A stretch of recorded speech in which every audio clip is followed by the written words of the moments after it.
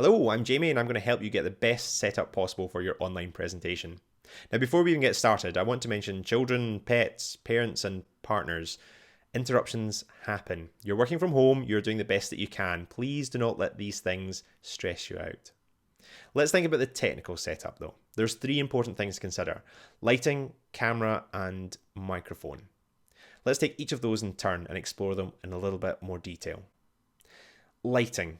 Try not to sit next to or in front of a window. Cameras don't like to be able to see a window because it will throw you into silhouette. So try, if possible, to sit facing a window. You also want that light to be really consistent.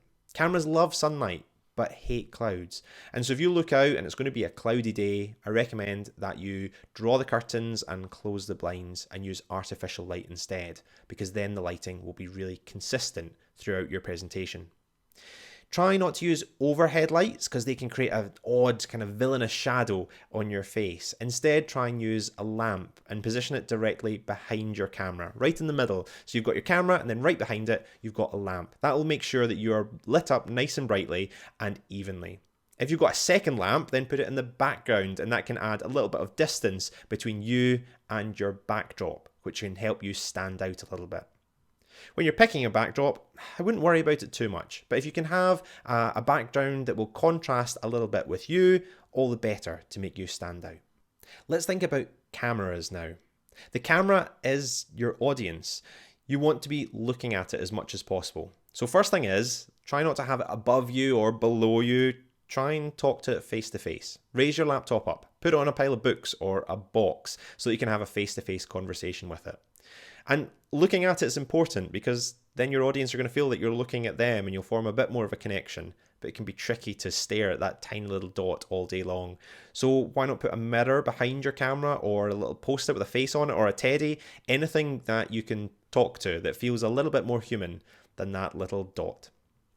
If you want your camera to have an upgrade as well, there's some different options you can try. You might want to invest in an external webcam, or you can turn your phone into a webcam. If you download an app like Epoch Cam, then your phone can connect over USB, Bluetooth, Wi-Fi, and will give you a better quality picture than your laptop will. Because phone cameras are pretty good.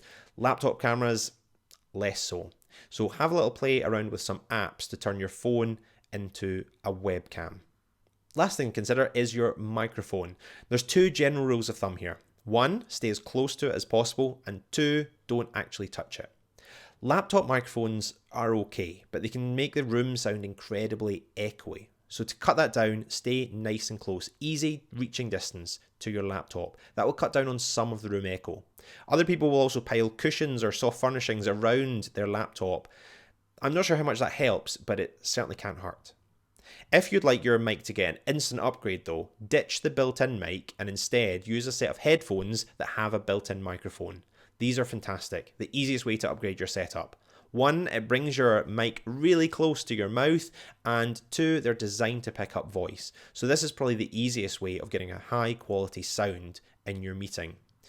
Bear in mind that second microphone rule though. If you're wearing a set of headphones, make sure that hair or jewellery or clothing isn't rubbing against it, because that can cause a very loud noise for your participants.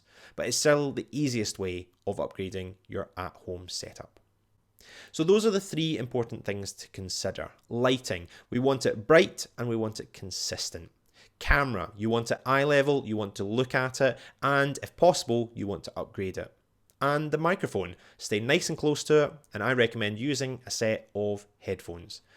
But as I said at the start, don't worry too much about your setup. You're doing the best that you can. We want to hear you, we want to see you, but we are interested in your words, not in your technical setup. So I hope it goes fantastically well, and best of luck.